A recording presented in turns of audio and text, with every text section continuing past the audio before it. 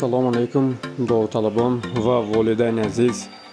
имрӯз 15/06/2021 натиҷаи имтиҳони 40% фанни забони тоҷикӣ эълон карда мешавад.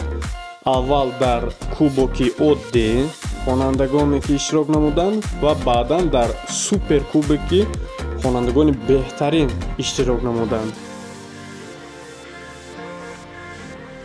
ин ҷадвали дуюм аст, яъне ки хонандагоне ки дар суперкубоки нуфузбаланди биоарвиз иштирок мекунанд. кадом хонандагоне ки 8 балл ба даст оварданд, онҳо ба ягон хатогӣ роҳ надоданд. боқимонда хонандагон натиҷаи хуб надоранд. волидайни азиз, аз тамоми шумоён эҳтиромона хоҳиш мекунам ки дар вақти дарси фарзандон эътибор диҳед, натиҷаи имтиҳонҳо бохабардор шуда онҳоро сахт назорат кунед. албатта мо ҳам назорат мекунем.